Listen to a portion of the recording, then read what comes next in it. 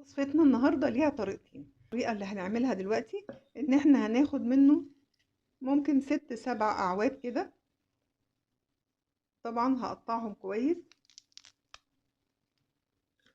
هحط معاهم معلقة زنجبيل. السلام عليكم ورحمة الله وبركاته، اهلا وسهلا بيكم في فيديو جديد. دايما مريض السكر بيدور على حاجات تخفض السكر، بتحافظ على اعصابه من التلف ويحافظ على صحة العين. كل دي حاجات بتشغل مريض السكر، وان كمان الكوليسترول يكون نازل، الدهون الثلاثية منخفضة. ازاي يعرف يحافظ على اعصابه من التلف والالتهابات، لان دي بتبقى حاجة مؤلمة جدا. ازاي يعرف يحافظ على صحة العين، ازاي يخفض الكوليسترول والدهون الثلاثية والسكر التراكمي. الخضار اللي معانا النهاردة دوت من افضل الاطعمة المفيدة ومهمة جدا لمرضى السكر. كلها مضادات اكسدة بتحمي مريض السكر من مضاعفات السكري كلها بشكل كبير جدا. بتحتوي على مركبات الفلافونويد، ودي بتعتبر مضادات أكسدة بتمنع الالتهابات وبتقلل الإصابة من مرض السكري. بتحتوي على مادة الإليسين، والمادة دي بتحمي من الاعتلال العصبي للسكري، بتقلل الضغط المرتفع.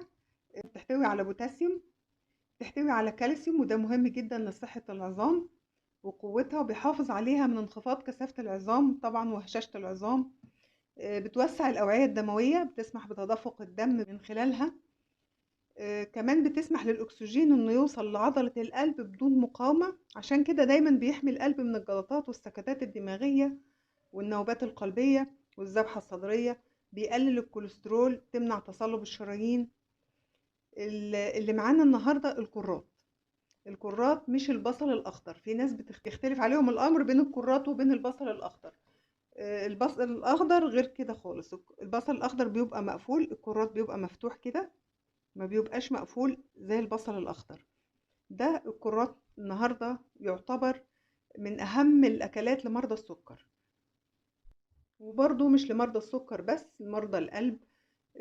دايما الناس اللي عندهم عسر هضم، كله ألياف بينشط العصارات الهضم، علشان كده بيمنع الإمساك وعسر الهضم. من الأطعمة المفيدة جدا برضه لإنقاص الوزن، لأنه كله ألياف، دايما بيشعر بالشبع والامتلاء لفترة طويلة. اللي دايما بيتناوله والواخد لازم يدخله في أكلاته على طول. بيحتوي على فيتامينات وبروتينات ومعادن بتقوي الجسم، مفيدة جدا لصحة الأعصاب، غني بفيتامين بي 6، هو ده المسؤول عن سلامة الأعصاب وحمايتها من التلف. دايما مرضى السكر بيبقى دايما أعصابهم تعبانة وفي تلف في الأعصاب والتهابات ورعشة في الإيدين وحاجات زي كده. دايما لازم بننصحهم بفيتامين بي 6 أو البي المركب، اللي هو بيحتوي على بي 1 وبي 3 وبي 6 وبي 12. بيحتوي كمان على فيتامين سي ومنجنيز، ودول مهمين جدا برضو لصحة الجهاز العصبي بالكامل. بيحمي العين من خطر الجذور الحرة والتلف، لأنه بيحتوي على فيتامين ألف، وده بيعزز الرؤية جدا. كمان بيحمي الشبكية ومن الأمراض اللي بتصيبها زي المية البيضاء وجفاف العين والضمور البقعي، كل دي حاجات بتصيب الشبكية. مفيد جدا للحوامل لأنه بيحتوي على كالسيوم وبيحتوي على حمض الفوليك، وده مهم جدا لمنع تشوهات الجنين. في حديد بنسبة عالية جدا جدا، ملوش أي أضرار. يعني ده ممكن تاخده الحامل عادي، الأطفال عادي. هو بس ممكن اللي عندهم قولون ممكن يسبب لهم انتفاخات شوية بس. وصفتنا النهاردة ليها طريقتين. ممكن اللي حابب ياكله كده جنب الوجبات عادي جدا، مفيش أي مشكلة، أو ممكن نشربه زي عصير. ودي الطريقة اللي هنعملها دلوقتي، إن احنا هناخد منه ممكن 6 7 أعواد كده. طبعا هقطعهم كويس،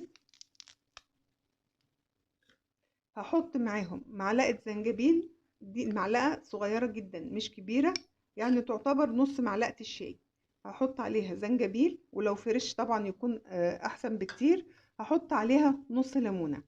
نص الليمونة دي لان هو فيه حديد، والليمون فيه فيتامين سي هيخلي الحديد يمتصه في الجسم اسرع بكتير جدا. ده ريحان مجفف او نعناع مجفف، للي خايف ان هو يعمل له انتفاخات هزوده انا على العصير. هنا هحطهم على نص لتر ميه وهضربهم كويس جدا. وده بعد ما صفيناه وضربناه كويس جدا. ممكن حضراتكم اللي حابب يضيف عليه تفاح يضيف اي نكهة يضيفها عادي جدا، مفيش اي مشكلة. اتمنى الفيديو النهاردة يكون بسيط، ان شاء الله يجيب معاكم نتيجة. شكرا والسلام عليكم ورحمة الله وبركاته، الى اللقاء في فيديو جديد.